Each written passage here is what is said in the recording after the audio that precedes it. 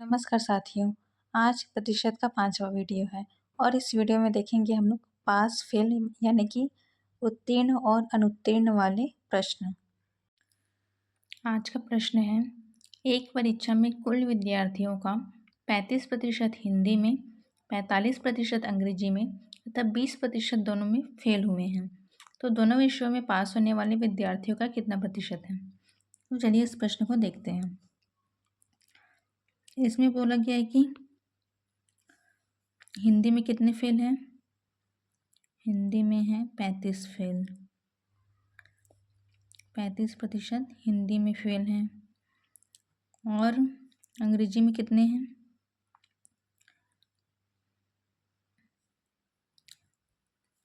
अंग्रेजी में हैं 20%। तो और आगे क्या बोला है कि 20% दोनों में, अंग्रेजी में क्या है 45%। ठीक, और आगे क्या बोला है कि 20% दोनों में फेल हुए हैं। तो ये जो इंटरसेक्ट की है आपस में, ये जो बचा हुआ जो भाग है, यही 20% क्या हुए हैं दोनों में फेल, मतलब कि हिंदी और अंग्रेजी दोनों में 20% लोग फेल हुए हैं। ठीक है, तो दोनों विषयों में पास होने वाले विद्यार्थियों की का कितना प्रतिशत है?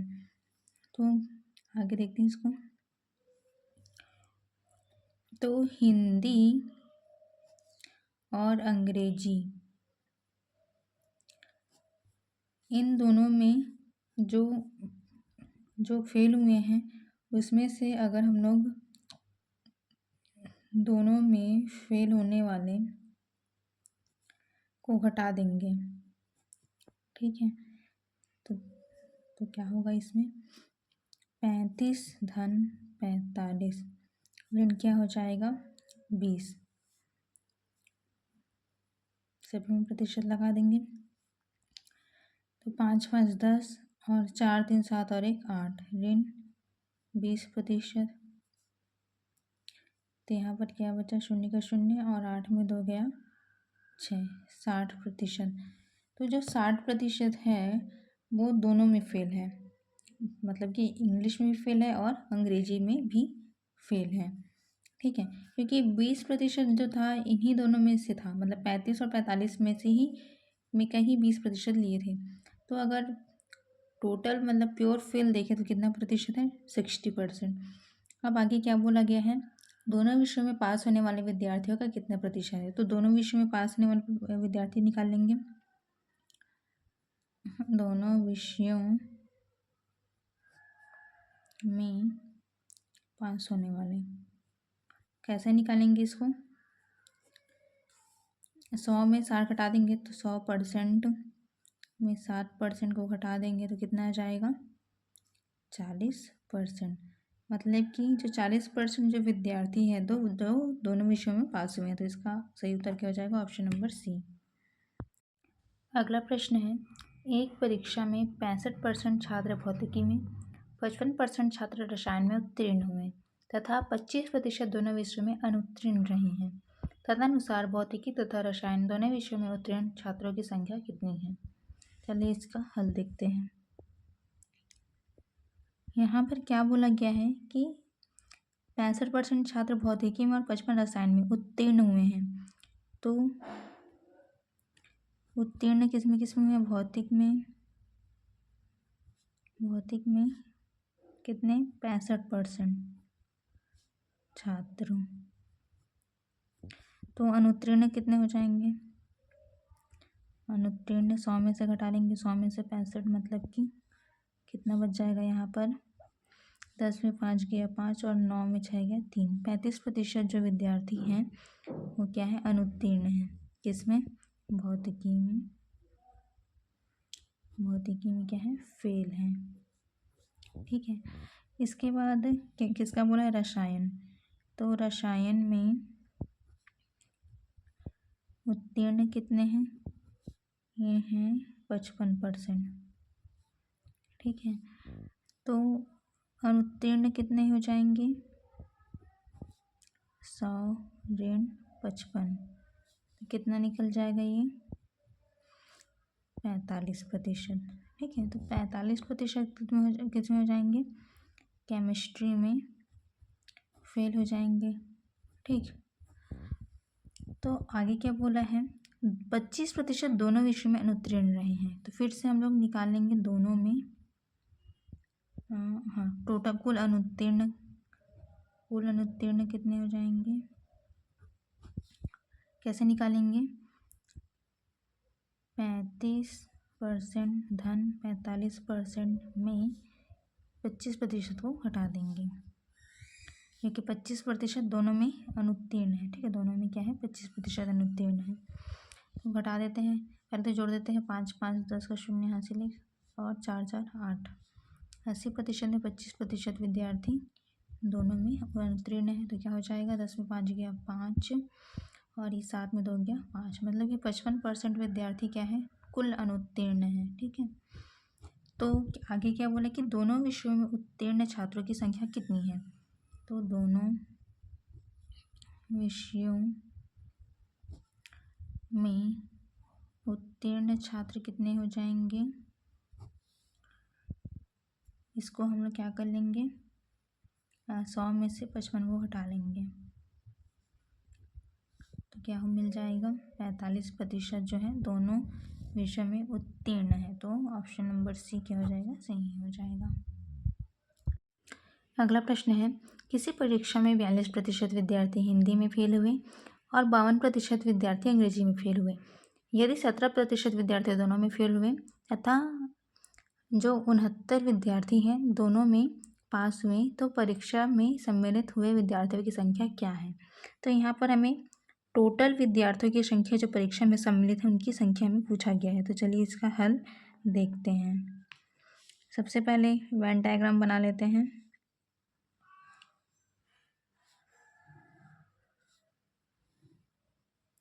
इसमें पहले में क्या बोला है, कितने 42 विद्यार्थी जो है हिंदी में फेल हैं और 52 विद्यार्थी अंग्रेजी में, और जो इन दोनों का जो 17% है वही किस में फेल हो गए हैं, दोनों में फेल हैं, दोनों में फेल। तो हम लोग कुल फेल विद्यार्थी निकाल लेते हैं। कुल फेल विद्यार्थियों की संख्या कैसे आ जाएगी, जैसे हम लोग करते हैं, इन दोनों को जोड़ देते हैं, 42% धन 52% और उसमें से 17% को घटा देंगे। तो यहाँ पर क्या आ जाएगा, 2 2 4 और 5 4 9, 94% में 17% को घटाएंगे तो कितना आ जाएगा, 77%। ठीक है, तो जो 77% है वो जो विद्यार्थी हैं, कुल विद्यार्थी 77% फेल हैं।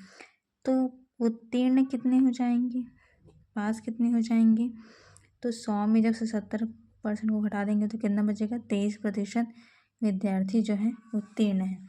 अब यहाँ पर विद्यार्थियों की संख्या दी गई है जो कि पास है, ठीक है ना, दोनों विषय में पास कितने हैं, 69, मतलब कि जो 23% जो पास हैं मतलब उत्तीर्ण है वही क्या हो जाए, उनकी संख्या क्या है, 69 विद्यार्थी, मतलब कि 23% बराबर 69 विद्यार्थी, तो 1% मतलब क्या हो जाएगा, 69/23।